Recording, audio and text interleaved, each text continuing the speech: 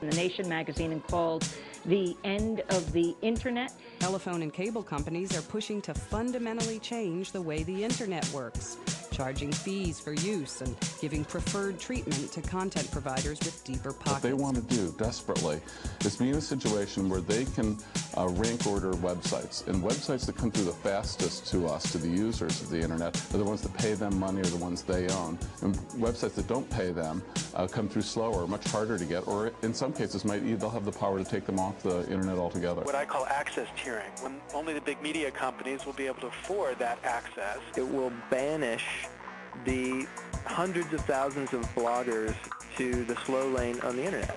Anyone without the money to buy access to the fast lane will be relegated into the slow lane and will eventually, lose an audience, lose influence, lose the wonderful innovation of online communication. Think about your cable system.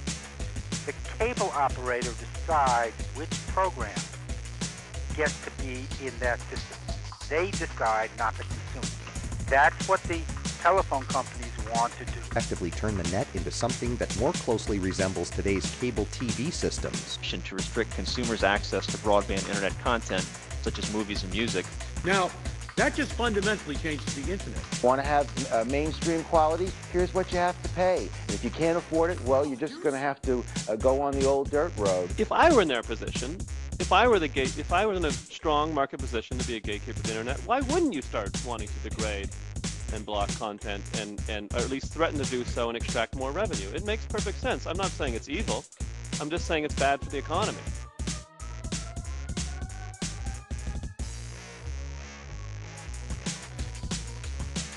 America Online has blocked delivery to its customers of all emails that include a link to a website called DearAOL.com, which is critical of its certified email system. We've already seen several smaller network operators block our service. Most recently, major phone company executives have suggested that our service isn't going to work as well if we don't pay them. What did AT&T have to do with inventing the internet? Nothing. They turned down the contract to build it. What did Verizon have to do with the invention of the World Wide Web? Nothing.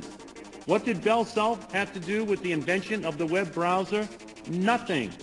These companies literally had nothing to do with creating what makes the internet so special. Phone and cable lobby are spending literally tens of millions of dollars trying to buy and likely have bought Washington, D.C. They went to the Bush FCC and they eliminated the prohibition against non-discrimination. Whoa. We need to put some of that non-discrimination back into the statutes that govern the internet, and it's being called network neutrality. The concept of net neutrality. I'm not even sure what that means. Net neutrality is about choice. Who chooses the content you see and use on the internet? Right now, you do. You connect to the internet, open your browser, and navigate to the website of your choice. Net neutrality makes this possible because it prevents your internet provider from blocking access to those websites. Without net neutrality, your network provider, the company that operates your physical connections to the internet, might decide to degrade your access to a website like Google or block access entirely. I'm not even sure what that means. It simply means that the people that bring you the internet aren't allowed to discriminate against competing and alternative content. It's the concept that everyone, everywhere, should have free, universal, and non-discriminatory access to all the internet. The critical choice is whether consumers should get to decide how their bandwidth is used, or whether the gatekeepers, the duopolists, are going to decide how that bandwidth is used.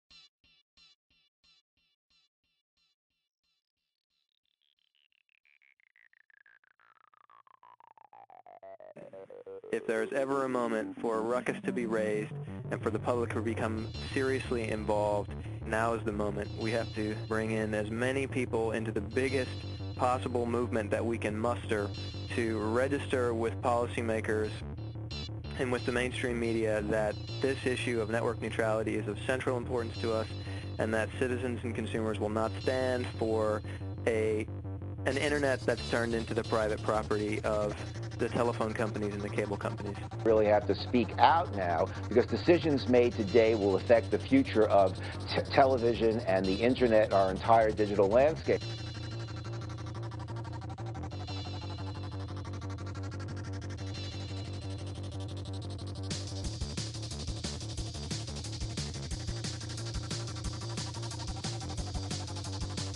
It's just extraordinarily important that this message be picked up and carried.